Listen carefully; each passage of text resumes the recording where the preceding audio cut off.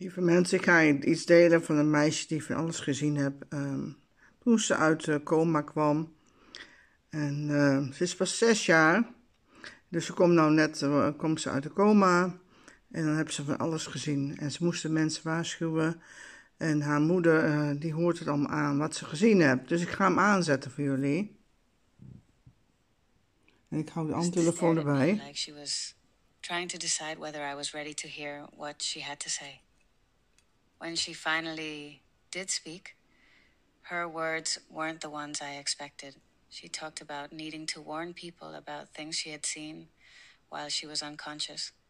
Her voice was soft, but steady, like she was repeating something she'd been told to say. She described fire and chaos, people running and screaming, and a kind of darkness that felt like it was everywhere. I didn't know how to respond. It sounded like a nightmare, the kind a child might have after seeing something scary on TV. But there was something about the way she spoke, something in her tone, that made it impossible to dismiss.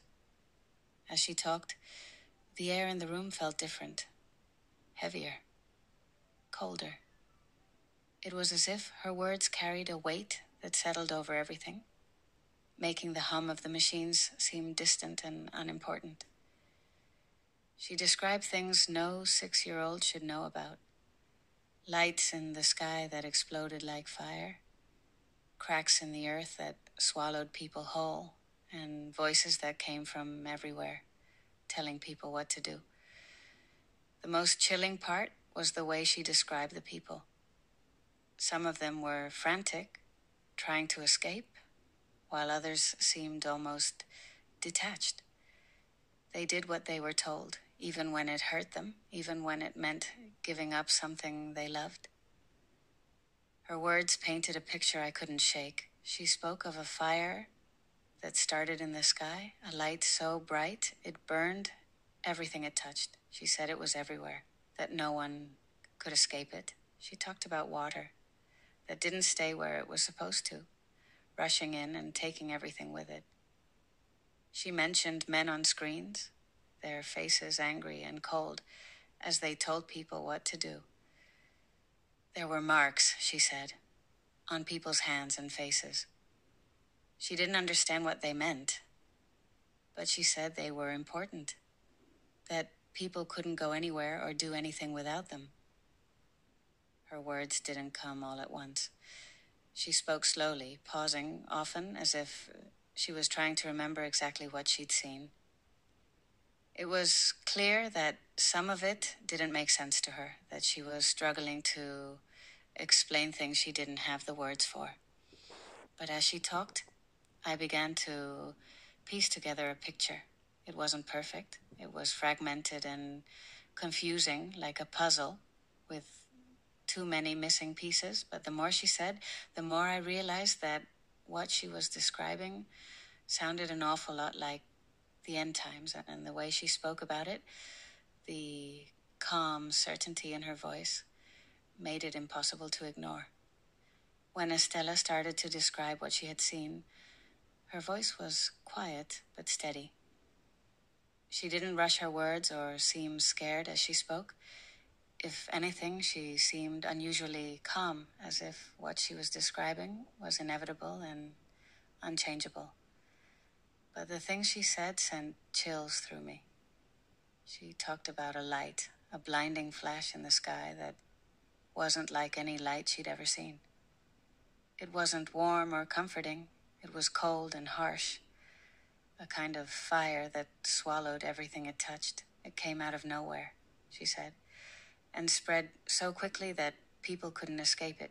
She described the ground, shaking, the earth splitting open, and water rushing in where it didn't belong. She said it wasn't just one place, it was everywhere, all at once. People were running, crying, trying to hold on to each other, but they couldn't stop what was happening. Estella's description of the light in the sky was the most vivid part of her vision. She said it started as a small, bright dot, almost like a star, but then it grew larger and brighter until it filled the whole sky. It made a loud, terrible sound like the roar of a monster, and then everything went quiet for a moment. After the light came the fire. She didn't call it fire exactly. She just said it was orange and red and moved fast, eating up everything in its path. Buildings crumbled, trees turned to ash, and the air itself felt too hot to breathe.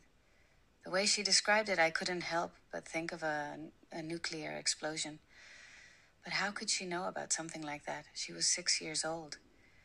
She didn't watch the news or read books about war. And yet her words painted a picture so clear and terrifying that it was impossible to dismiss. She talked about the ground splitting open, the cracks spreading out like veins, swallowing roads, cars, and even people. She said the water came next, rushing in and sweeping everything away. At first, I thought she was describing an earthquake or a flood, but the way she spoke about it made it seem so much bigger than that. It wasn't just one event. It was like the entire world was breaking apart. She said the people tried to hold on to each other, but the cracks were too wide, the water too strong. They were carried away, screaming and reaching for something, anything to save them.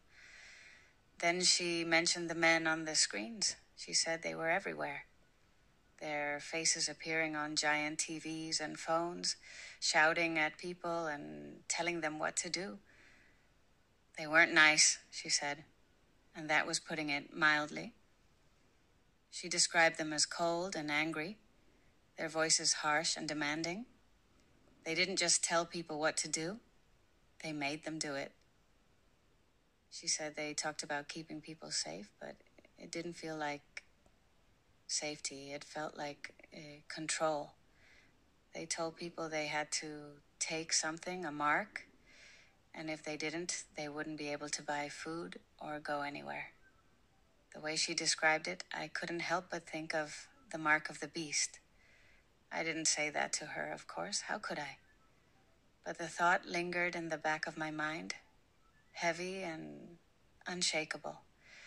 She talked about the people who didn't take the mark, the ones who tried to resist. They were scared, she said, but they were also brave. They didn't want to do what the men on the screens told them, even though it meant they couldn't get food or go anywhere. But their bravery came at a cost. She said they were hurt, chased, and taken away. She didn't know where they went, but she said it wasn't a good place. Then there were the people who listened to the men on the screens. They took the mark, but they didn't look happy about it. She said they looked scared and sad, like they knew they were doing something wrong, but didn't know how to stop. One of the most haunting things she described was the presence of angels. She said they were there watching everything, but they didn't intervene. They didn't stop the fire or the men on the screens. They just watched, their faces filled with sadness. She said their sadness wasn't just about what was happening. It was about what people were doing to themselves. They weren't angry or disappointed. They were heartbroken. I asked her if the angels had said anything to her, but she shook her head. She said they just looked at her, like they were waiting for her to understand something. Then she told me about the man in white. She said he appeared after the fire and the chaos, standing in the middle of it all like a light in the darkness. She didn't say much about him, just that he was kind and made her feel safe. She said he held her hand and showed her the things she needed to see, but he didn't explain them. It was like he wanted her to figure it out for herself.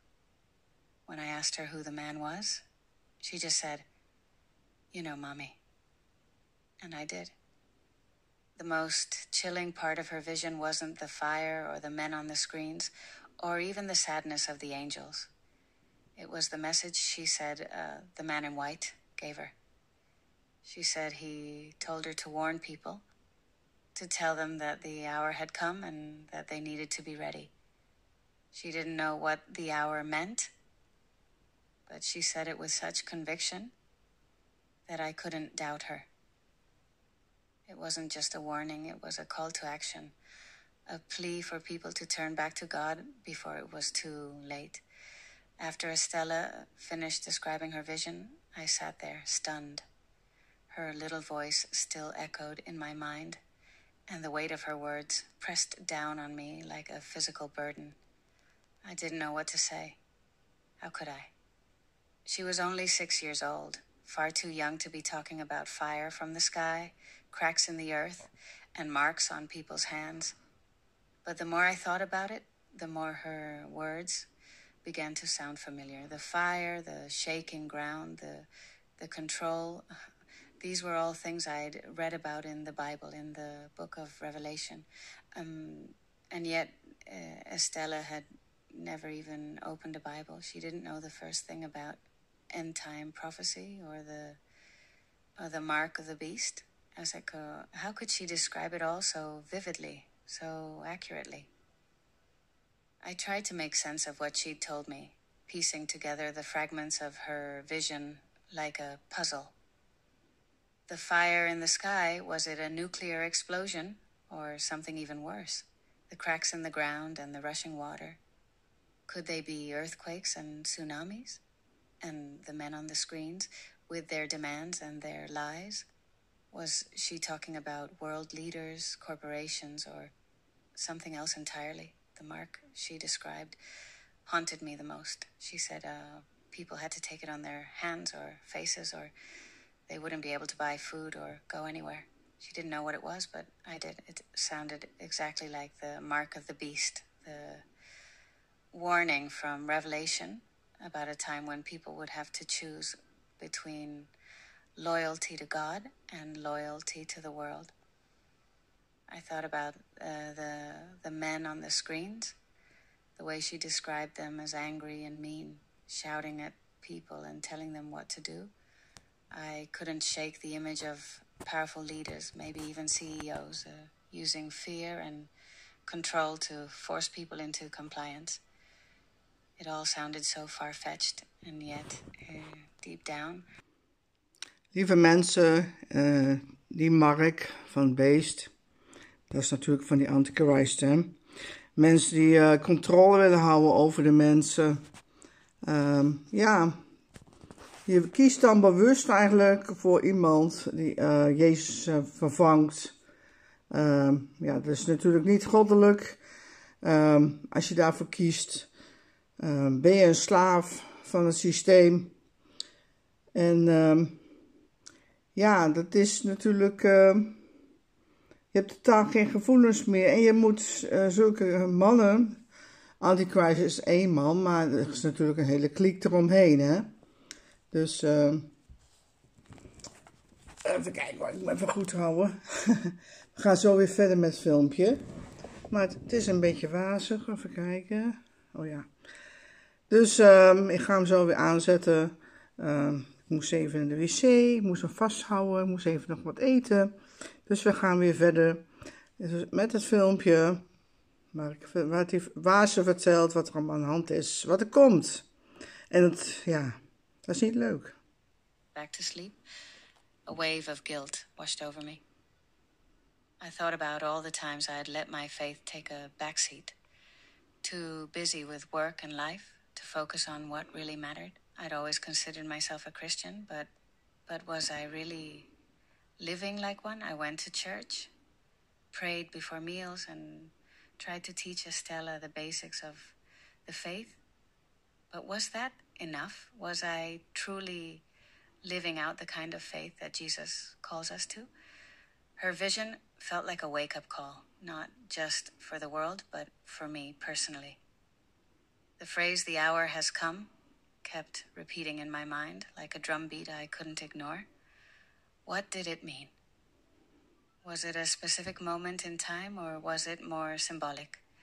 A call to action, a reminder that we don't have forever to get things right. I thought about how easily I'd fallen into the trap of complacency. It's so easy to get comfortable, to focus on the things of this world and forget about eternity. We spend so much time chasing success, money, and comfort. But for what? None of it lasts. None of it matters in the end. Estella's vision wasn't just a warning about the future. It was a reminder that the choices we make now, the way we live, the things we prioritize, will determine where we stand when the hour finally comes. I felt a deep sense of responsibility, not just as a mother, but as a Christian.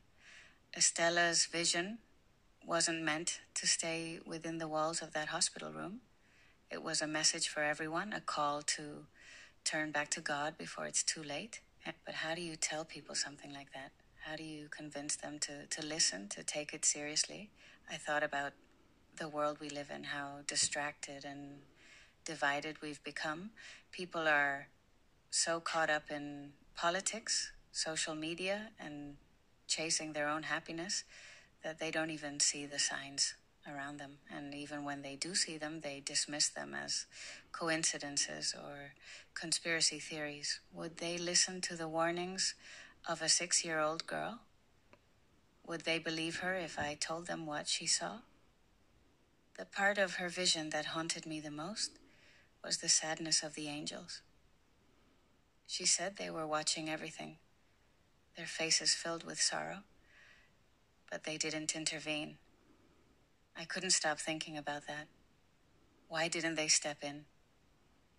Why didn't they stop the chaos and destruction? The more I thought about it, the more I realized that their sadness wasn't just about the events unfolding. It was about the choices people were making. God doesn't force us to follow him. He gives us free will. And with that comes the responsibility to choose wisely. The angels were sad because so many people were choosing the wrong path, turning away from God and toward the things of this world. They were sad because they knew what was coming, and they knew it didn't have to be this way. As terrifying as Estella's vision was, there was one thing that gave me hope: the man in white. She didn't need to tell me who he was. I knew it was Jesus. She said he didn't speak much, but his presence alone was enough to make her feel safe. He held her hand and showed her the things she needed to see, not to scare her, but to prepare her. That's what this vision was, I realized. Not just a warning, but a preparation. It was a reminder that no matter how dark things get, Jesus is still in control. He's still with us, guiding us, calling us back to him. Sitting in that hospital room, I made a decision. I wasn't going to keep this to myself. Estella's vision wasn't just for me. It was for everyone. I didn't know how people would react. Some might laugh, call it a dream or a coincidence, but I couldn't let that stop me. This was too important.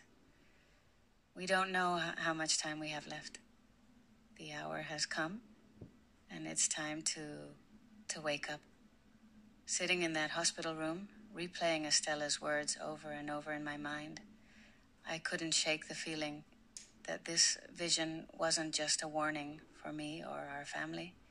It was for the entire world. Everything she described pointed to a truth that so many of us are unwilling to face. We are running out of time. Her words were hauntingly clear in some ways and frustratingly cryptic in others. That's the thing about hearing a vision through the eyes of a child. She saw everything, but she didn't have the vocabulary or understanding to explain it the way an adult might. Yet somehow the simplicity of her descriptions made it even more powerful. The fire, the broken earth, the people crying out, these were vivid images that needed no interpretation. But then there were the subtler things, the pieces that felt like they carried a deeper meaning. I found myself turning those details over in my mind, trying to understand what they could mean, not just for me, but for all of us. The fire Estella described was more than just a literal blaze. It wasn't just about destruction, it was about judgment. She said it came from the sky, sudden and overwhelming, with no warning and no escape. It spread so quickly that people couldn't outrun it, consuming everything in its path.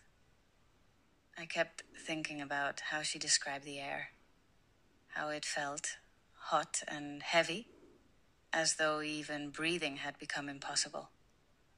It was hard not to draw comparisons to nuclear warfare, to the kind of devastation that can only come from humanity's own hand. And yet, there was something about the way she described it that made it feel bigger. This wasn't just about human conflict, this was divine.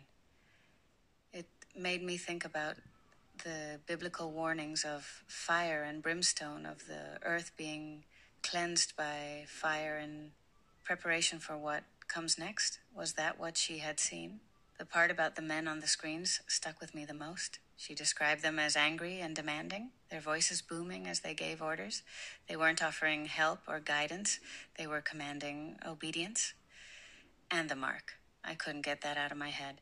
She said people had to take it, that without it, they couldn't buy food or go anywhere. Those who refused were punished, ostracized, left to fend for themselves in a world that no longer allowed for independence. The way she described it, the mark wasn't just about control, it was about loyalty. It was a test, a line drawn in the sand. People were forced to choose between convenience and conviction, between survival and faith. I thought about the world we live in now, how easily we give away our freedoms for the sake of convenience.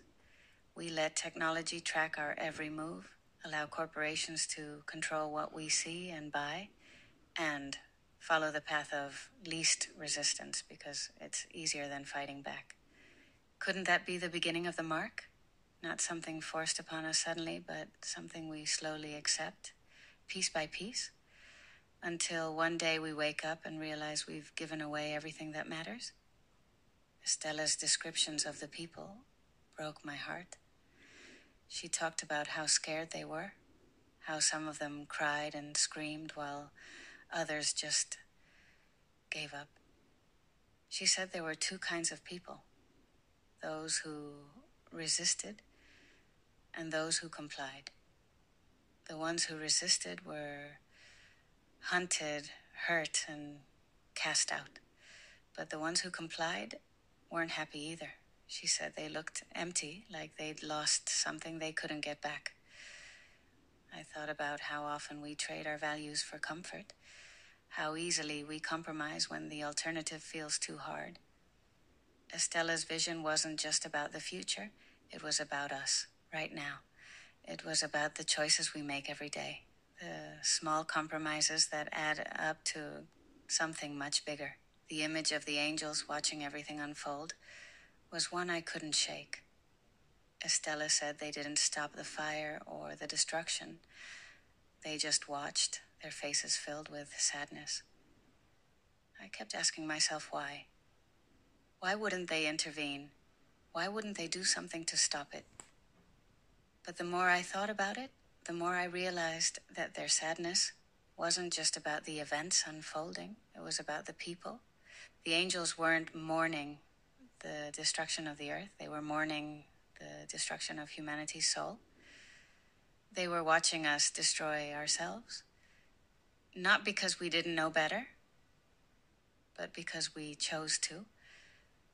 It reminded me of how often the Bible warns us about free will, about the responsibility that comes with it. God doesn't force us to love him. He gives us the choice, knowing full well that many will choose the wrong path. Estella's description of Jesus was the only part of her vision that brought me any comfort. She said he didn't speak much, but he didn't have to. His presence alone was enough to make her feel safe, even as he showed her the terrifying things to come. She said he was sad too, but not in the same way the angels were. His sadness was personal, like he was grieving for each and every one of us individually. It made me think about how often we forget that Jesus isn't just a distant figure in the sky. He's with us, walking beside us, feeling our pain and sharing in our struggles, but even he can't save us if we don't let him. As I sat there trying to process everything Estella had told me, one thing became painfully clear. We don't have much time. Her vision wasn't just a warning about what's coming, it was a call to action. A call to turn away from the distractions and temptations of this world and run back into the arms of Jesus. It wasn't enough to believe in him. We had to live for him.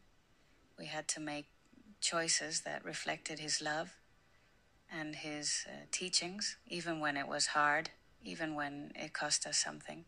I thought about how easy it is to get caught up in the busyness of life, to focus on our careers and our families and our own comfort. But Estella's vision was a reminder that none of those things will matter in the end. What will matter is whether we were ready, whether we were willing to stand up for what's right, to resist the lies and the distractions, and to live lives that glorify God. I don't know why Estella was chosen to see these things. She's just a little girl, too young to understand the weight of what she's been given. But maybe that's the point. Her innocence, her simplicity, it's what makes her message so powerful. She doesn't have an agenda. She doesn't know enough to twist her words or manipulate people. She's just telling the truth, the way she saw it. And her truth is this: the hour has come. It's time to wake up, to turn back to Jesus, and to prepare our hearts for what's to come. I never imagined I'd be the kind of person to share something like this publicly. Honestly, I've always been a private person, someone who keeps their struggles and thoughts close to their chest. But after what Estella told me, after hearing the words that my little girl spoke with such clarity and certainty, I feel like I don't have a choice. This isn't just about me or my family. This is about all of us. I can't keep her vision to myself, not when I know what's at stake. The world is changing faster than we can keep up with, and we've become so numb to it all. We've stopped paying attention, stopped questioning, stopped caring, and maybe that's exactly what the enemy wants. When I think about the life I've been living, I can't help but feel ashamed. I've always thought of myself as a good Christian. I went to church, I prayed, I taught my daughter to say grace before meals, but now I see how shallow my faith had become. I was so busy trying to keep up with the demands of life, work, bills, groceries, errands, that I stopped making time for the things that truly matter. I let myself get distracted by the little things, the things that don't last, while ignoring the bigger picture. And the truth is, I'm not alone in that. Most of us are guilty of it. We've created lives that revolve around comfort and convenience, building routines that leave no room for God. We fill our days with work and entertainment and social media, drowning out the quiet voice that calls us to something greater. But Estella's vision was a wake-up call.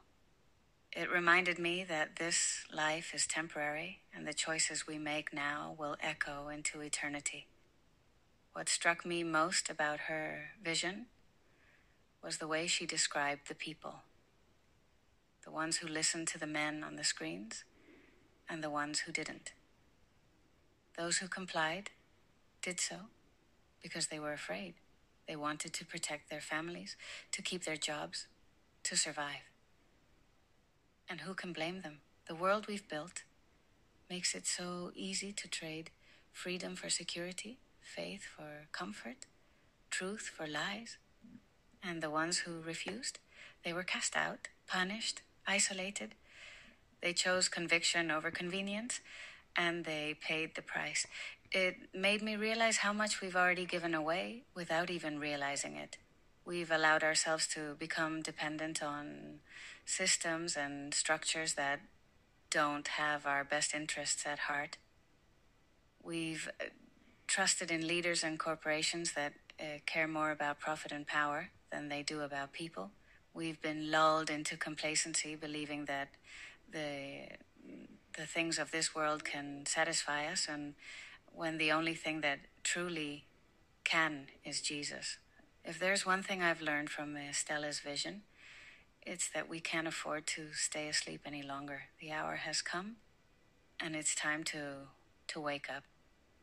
We need to stop chasing after the things that don't matter. Money, success, approval, and start living for the things that do. We need to turn away from the distractions of this world and fix our eyes on Jesus. Faith isn't just a feeling or a thought. It's an action. It's about how we treat others, how we spend our time, how we use the gifts God has given us. Lieve mensen, ik werd even gestoord. Mijn zoon zat te appen tussendoor. Maar ik ga zo weer verder met het tweede stukje van deze visioen. En ja, heel veel kinderen, mensen zien dus heel veel dingen wat er gaat gebeuren. En het is echt afschuwelijk wat er gebeurt op aarde. Dus ja, ik hoop dat jullie de weg vinden naar Jezus. Ik vertel er steeds over. Vertrouw op zijn bloed. Vertrouw dat hij dus gestorven, ja, geloof het ook, aan het kruis. Dit is jullie enigste redding. En ik moet jullie echt waarschuwen, dat kan heel snel gaan nu. Ja, vanwege ook wat er allemaal afspeelt nu in de wereld. Dus ik wou echt, ja, kom tot Jezus, maak die contact met Jezus weer goed.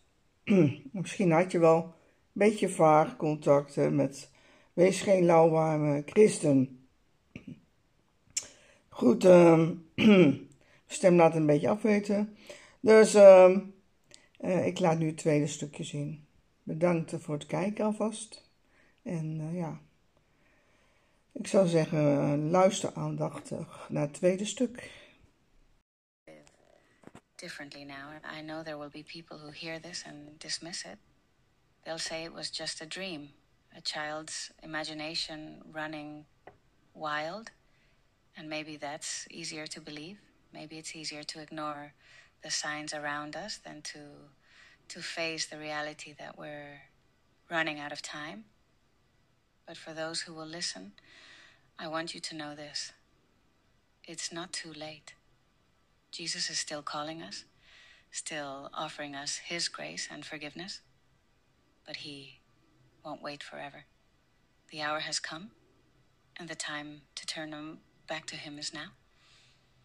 Before I finish, I want to say a prayer, not just for myself or for Estella, but for everyone who hears this. Lord, thank you for giving us this warning, for opening our eyes to the truth. Please forgive us for the ways we've strayed from you, for the times we've chosen comfort over conviction and distraction over devotion. Help us to wake up, Lord. Help us to see the things of this world for what they really are, temporary, fleeting, and empty. Give us the courage to turn back to you, to live lives that reflect your love and your truth. And Lord, for those who are struggling, for those who feel lost or afraid, I ask that you draw near to them, remind them that it's never too late to come home to you.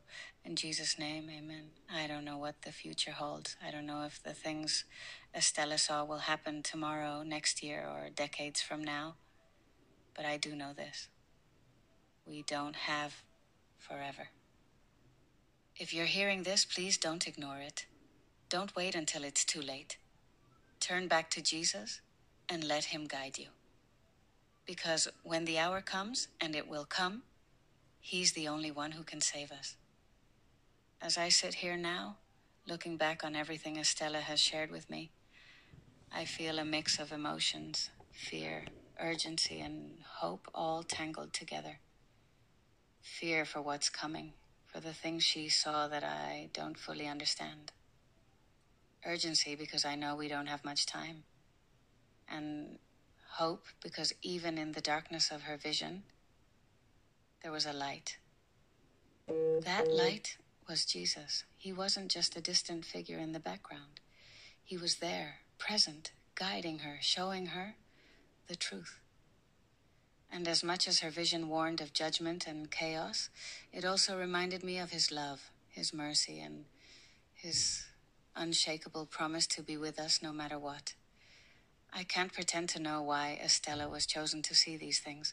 She's just a child, innocent and full of life, far removed from the complexities of prophecy and theology.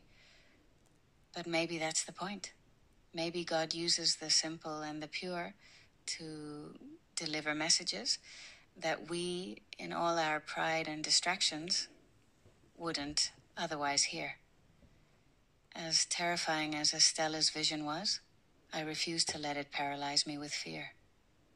Fear alone won't change anything. What matters is what we do with the time we have left. For me, that means turning my life around. It means letting go of the distractions and comforts that have kept me distant from God, and fully committing myself to Him. It means teaching Estella, not just through words, but through actions, what it means to live a life of faith. And it means sharing her message, even if it scares people, even if it makes them uncomfortable. Because the truth is, we need to be uncomfortable. We need to wake up. Before I end, I want to offer a prayer.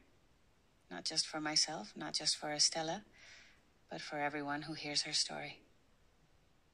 Lord Jesus, thank you for your mercy, for your patience, and for the love you show us even when we don't deserve it. Thank you for the warnings you've given us, for the chance to turn back to you before it's too late. Lord, I pray for everyone who hears this story. I pray that their hearts would be softened, their eyes opened to the truth. I pray that they would feel your presence, your love, and your calling in their lives. Forgive us, Lord, for the ways we've strayed from you. Forgive us for the times we've chosen comfort over conviction, distractions over devotion. Help us to turn back to you, to let go of the things of this world, and fix our eyes on eternity. And Lord, for those who are lost, for those who feel hopeless or afraid, I ask that you draw near to them. Remind them that it's never too late to come home to you, that your arms are always open, waiting for us to return. Give us the strength, Lord, to face what's coming with courage and faith. Help us to be a light in the darkness, a reflection of your love to the world around us. In your name, Jesus, I pray. Amen.